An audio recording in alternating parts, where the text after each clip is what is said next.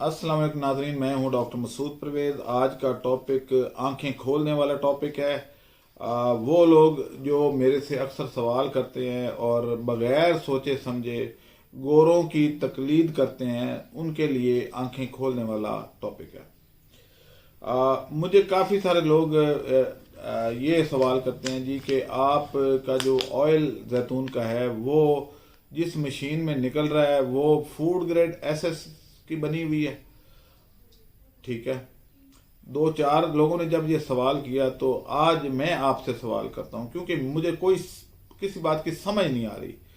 तो अहमद रुश्ती का एक गाना था कि काश कोई मुझको समझाता, मेरी समझ में कुछ नहीं आता। तो ये मेरी समझ में भी कुछ नहीं आ रहा। अब बारी बारी मैं आपके लॉजिक के साथ बात करूंगा। आपको पता है कि मैं लॉजिक के बगैर बात नहीं करता। तो आज आपके साथ लॉजिक के साथ मैं साबित करूंगा कि कौन से बर्तन बेहतर हैं और कौन सी मशीन बेहतर है और आप क्या कर रहे हैं, आपको लोग कैसे बेवकूफ़ बना रहे हैं। एक्चुअली होता यह है कि एक नई टेक्नोलॉजी आती है और कुछ अर्सा वो चलती है, उसके बाद पता चलता जी वो टेक्नोलॉजी तो ख़राब थी और हमें उससे नुकसान हुआ। तो इस तरीके से टेक्नोलॉजी मुसलसल तब्दील होती रहती है और नए नए पैसे बटोरने के तरीके ईजाद होते रहते हैं। अब यह है कि पहले आप देखते हैं कि एक वक्त ये था कि जब मिट्टी के बर्तन इस्तेमाल होते थे, तो ये सदियों से, हजारों सालों से मिट्टी के बर्तन इस्तेमाल हो रहे हैं। तो उसमें हम ज़्यादा सेहतमंद भी थे। जो लोग मिट्टी के बर्तन इस्तेमाल करते थे उनके बाल जल्दी सफ़ेद नहीं होते थे और उनकी आँखों की जो नज़र है, बीनाई है, वो भी ज़्यादा ताकतवर थी। वो बग़ैर ऐनक के 70-70 साल तक पहुंच जाते थे। वजह क्या थी कि वो मिनरल उनके अंदर आते थे। अब एक नया शोशा आ गया कि जी उसमें stainless steel food grade stainless steel इस्तेमाल होनी चाहिए, वरना और कोई चीज़ इस्तेमाल करेंगे तो नुकसान होगा। क्या वो मिट्टी जो हम हज़ारों सालों से जो बर्तन हम इस्तेमाल करते थे, वो हंडिया, वो गिलास, वो प्याले जो मिट्टी के बने हुए थे, क्या वो फूड ग्रेड मिट्टी से बने हुए थे? क्या उससे हमें नुकसान हुआ? या हमारी उम्रें बहुत कम थीं और अब जब से फूड ग्रेड स्टेनलेस स्टील की चीज़ें हमने इस्तेमाल करना शुरू की तो हमारी उम्रें बढ़ गई, या हम सेहतमंद ज़्यादा हो गए, या ताकतवर ज़्यादा हो गए? नहीं, वो लोग ज़्यादा सेहतमंद थे हमारे से, उनमें इम्यूनिटी लेवल सारा कुछ बेहतर था। आज बारी बारी मैं इस चीज़ पे बात करूंगा। क्या तंदूर जिसकी रोटी हम बड़े शौक से खाते हैं, क्या वो मिट्टी का बना हुआ नहीं होता? क्या वो मिट्टी फूड ग्रेड होती है? यानी एक वक्त में आप मिट्टी के तंदूर की रोटी खा रहे होते हैं और दूसरे वक्त में आप कहते हैं जी कि नहीं, फूड ग्रेड एसएस में बननी चाहिए। एक वक्त में इतना तजाद क्यों? मेरी समझ में कुछ नहीं आता। आगे आ जाइए, नॉन स्टिक बर्तन। नॉन स्टिक बर्तन के ऊपर जो केमिकल लगा होता है वो आहिस्ता आहिस्ता घिस के तो आपके खाने में शामिल होता है और वो इंतहाई खतरनाक होता है। क्या फूड अथॉरिटी उस वक्त सोई होती है कि भाई ये नॉन स्टिक बर्तन जो है, आप देखते हैं कि उसके बाद नीचे से मेटल निकल आता है, कुछ अर्सा इस्तेमाल करते हैं तो उसके बाद मेटल निकल आता है, तो वो कहाँ गया? वो कोटिंग जो है वो आपके पेट में गई। तो क्या वो कोटिंग जो है वो फूड ग्रेड है? उधर की क्यों आप नजर नहीं दौड़ाते? मेरी समझ में कुछ नहीं आता। अभी आ जाते हैं जी अगली पे। आप ये देखें कि हमारे यहाँ अभी भी, बल्कि ज़्यादा एल्युमिनियम के बर्तन इस्तेमाल अभी भी होते हैं। मुझे दिखाएं कौन सा गांव है जिसमें पतीले और कमंडलियाँ और गिलास एल्युमिनियम के नहीं बने हुए इस्तेमाल हो रहे। दूध इन्हीं बर्तनों में ट्रांसपोर्ट हो रहा है, सारा कुछ हो रहा है और कोई प्रॉब्लम भी नहीं है। तो फिर फूड ग्रेड एसएस क्यों लाया गया? चले, मैं ये नहीं कहता कि बुरी चीज़ है, अच्छी चीज़ होगी, लेकिन हमें कोई प्रॉब्लम जब नहीं है तो एक नई चीज़ नए तरीके से बेचने की क्या ज़रूरत है? आप समझदार हैं, आप खुद देख लें। हमारी माएँ इन्हीं पतीलों में सालन पकाती रही हैं, सारा कुछ होता रहा है। सिल्वर के चम्मच भी आते रहे हैं पहले, अब भी बल्कि अवेलेबल है। तो क्या हमें प्रॉब्लम हो गई? लेकिन जो थोड़े 10 जमातें भी पढ़ लेता है ना, तो वो नॉलेज झाड़ने के लिए कहता है जी क्या ये फूड ग्रेड एसएस है? मेरी समझ में नहीं आता कुछ। उसके बाद आ जाए जी, आपने देखा होगा कि मिठाइयों के ऊपर वर्क लगे होते हैं, चांदी के वर्क लगे होते हैं, बाकी सारा कुछ वो उसके ऊपर वो लगा के तो चमक दमक पैदा करके वो बेच रहे होते हैं। जो चांदी एक मेटल है और आप मेटल खा रहे हैं, और मुझे ये बताएं कि वो चांदी के वर्क फूड ग्रेड है?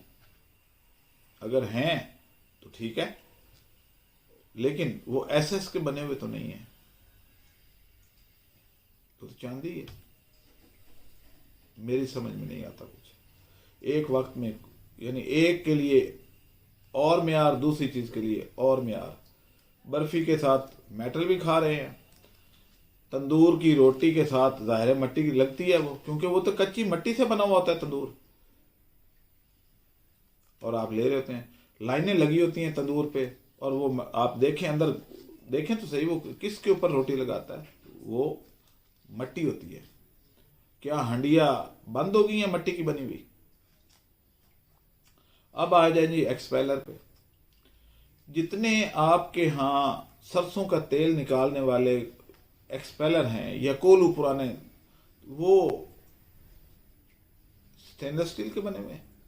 आप जाके सरसों का तेल निकलवाते हैं और महंगा डबल रेट पे लेके आते हैं उस कोलू का या उस एक्सपेलर का, और आम जो है मार्केट में वो आपको ये जो आम तेल है वो सस्ता मिलता है, और वो कोलू का आप महंगे लेके आते हैं। लेकिन वो कोलू तो एसएस का बना हुआ नहीं है। कौन सी मिल है? जितनी भी घी मिले हैं मुझे दिखाएं जरा, किसी एक का भी एक्सपेलर स्टेनलेस स्टील का बना हुआ है? नहीं। हाँ, छोटी चाइना की मशीनें आ रही हैं, इतनी इतनी, वो स्टेनलेस स्टील की बनी हुई हैं, वहां तक तो ठीक है। क्यों फिर ये फूड ग्रेड और ये एसएस का हुआ? क्योंकि चाइना ने बनानी शुरू कर दी स्टेनलेस स्टील की भाई, और शोशा छोड़ दिया भाई ये फूड ग्रेड है। हालांकि बाकी पूरा पाकिस्तान जो कमर्शियल घी या ऑयल खा रहा है वो तो स्टेनलेस स्टील के वो मशीनों से नहीं निकला। इसका मतलब यह है कि हम वो एक छोटी सी मशीन लेके आए जो 1 घंटे में 5 किलो सीड को क्रश करती है, और उसमें से वो निकला हुआ हो तो फिर जनाब आप इस्तेमाल करते हैं, अदरवाइज नहीं करते।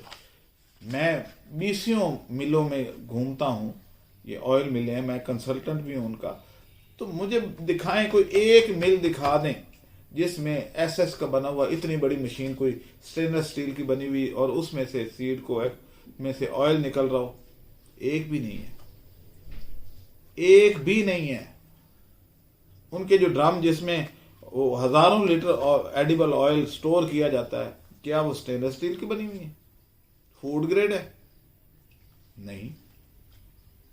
दिखाएं मुझे, अगर हैं तो कोई एक मिल तो दिखाए ना मुझे कि जनाब ये देखें 1000 टन जो है उन्होंने इसमें स्टोर किया हुआ है। वो जो उनके बड़े बड़े रिजर्वायर होते हैं या ड्रम होते हैं, तो क्या वो फूड ग्रेड होते हैं फिर?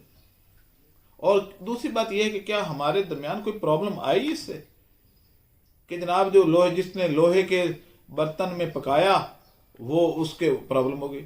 इससे एक कॉमन मिसाल मैं कहता हूं, हर बंदा नॉन फूड ग्रेड आइटम की खा रहा है रोटी, आपको नहीं पता कि तवा लोहे का बना होता है, उस पे जो रोटी हर बंदा खा नहीं रहा। स्टेनलेस स्टील का तवा आता ही नहीं है। एक दफा आए थे तो फेल हो गए थे, क्योंकि वो इतनी गर्म हो जाते थे जल्दी कि वो रोटी जल जाती थी। मेरी वालदा लेके आई थी एक दफा बड़े शौक से, स्टेनलेस स्टील का जनाब तवा आ गया, लेकिन वो आज तक इस्तेमाल नहीं हुआ। क्योंकि 2-4 दफ़ा इस्तेमाल हुआ। मैं घर में सबसे बड़ा था, मैं सामने बैठा और जब मेरी माँ ने रिजेक्ट कर दिया कि नहीं ये नहीं होगा, और दोबारा मोटा तवा लोहे का, उसी पे रोटियां पकती हैं, हर घर में उसी तवे से रोटियां पक रही हैं, फिर आप लोगों को प्रॉब्लम होगी। ये सिर्फ और सिर्फ जो कंपनियां हैं उनके चोचले हैं और आप उनके झांसे में आ जाते हैं। अब स्टेनलेस स्टील का अगर एक्सपेलर बने जिसका 1000 केजी वजन होता है आम एक्सपेलर का, और इससे भी ज्यादा, इवन 2000-3000 केजी के भी एक्सपेलर मौजूद हैं, तो 3000 केजी एसएस जब आप लेंगे फूड ग्रेड, तो आपको वैसे ही कोई बंदा मिल लगाएगा ही नहीं, ऑयल मिल, महंगा ही इतना हो जाएगा काम, उसकी रिपेयर एंड मेंटेनेंस भी महंगी पड़ेगी, क्योंकि स्टील को खराद पे रगड़ना आम खराद के बस की बात ही नहीं होती। चले, दूसरी बात यह है, एंड पे मैं ये बात करूंगा कि जो हमारे यहाँ हमारे बाल जल्दी सफ़ेद हो रहे हैं, ये हमारे इसी एसएस का कमाल है। क्योंकि पहले हम पीतल के और मिट्टी के बर्तनों में खाना पकता था और उसमें कॉपर की एक माइन्यूट सी क्वांटिटी आपके अंदर जाती थी, और ये जो कलर है, पिगमेंटेशन है बालों की, इसमें उस कॉपर का बहुत अहम रोल था। और अगर आप अभी भी अपने बच्चों को कॉपर में या मिट्टी के बर्तन में सालन पका के खिलाना शुरू कर दें, आपके बाल सफ़ेद नहीं होंगे। 70 साल की उम्र के बाद जाके कहीं सफ़ेद होने शुरू होंगे, लेकिन हमारे तो बच्चों के 40 साल के बाद बाल सफ़ेद होना शुरू हो गए। इसी तरीके से आपकी आई साइट जो है, that is closely related to these minerals. आप मिट्टी के बर्तन में खाएं, उसमें कुछ न कुछ मिकदार मिनरल्स की आ जाएगी और आपकी आई साइट बेहतर रहेगी। मेरे दादा जो है वो 72 साल की उम्र तक ऐनक ही नहीं लगी, और आज यानी इवन मुझे भी लग गई, यानी मैं अभी 60 का नहीं हुआ और मुझे ऐनक की जरूरत पड़ गई है। तो और आगे मेरा ये ख्याल है कि बच्चों को शायद 35 साल की उम्र में ऐनक लगनी शुरू हो जाए, तो फूड ग्रेड स्टेनलेस स्टील फिर उनको ठीक कर पाएगी। किस लिए इस्तेमाल करते हो आप? इसलिए कि बेहतरी आए, लेकिन बेहतरी तो नहीं आ रही। बगैर शवाहिद के आपको वो एक जगह से दूसरी जगह शिफ्ट कर देते हैं। मसलन आप देख लें कि ये एक पियानो की हमारे मेड इन पाकिस्तान पेंसिल है। मैं वैसे अपने मुल्क की चीज़ें इस्तेमाल करता हूँ। अब इसको बगैर किसी वजह के वो चेंज करके कोई नई डिज़ाइन, इसके ऊपर कोई लाइट शाइट लग जाएगी और चाइना की बन के आ जाएगी, और कहेंगे कि जनाब ये आपने जो पेंसिल पकड़ी हुई है ये आपकी उंगलियों के साथ टच होती है और ये फूड ग्रेड नहीं है, इसलिए आप इसको इस्तेमाल ना करें, बल्कि हमारी बनी हुई इस तरह की इस्तेमाल करें। ये सिर्फ टैक्टिस हैं मार्केटिंग के, और हमारे लोग उस पर आंखें बंद करके चल पड़ते हैं। अपने आप को दुरुस्त करें, अपने मुल्क की चीज़ें बनाएं, अपने मुल्क में खाएं और मुआशरे को अवेयरनेस भी दें। पर मैं तो कोशिश कर रहा हूँ लोगों को बताने की, करने की, और लोग भी मेरे साथ इंशाल्लाह शामिल हो रहे हैं। बहुत जल्द मेरी एक टीम, बहुत बड़ी टीम बनने वाली है, जो कि हम शऊर को बेदार करेंगे और आपके सामने इस तरह की हकीकत हाल लॉजिक के साथ आपके सामने रखेंगे। अब मुझे इजाज़त दें। अल्लाह हाफ़िज़।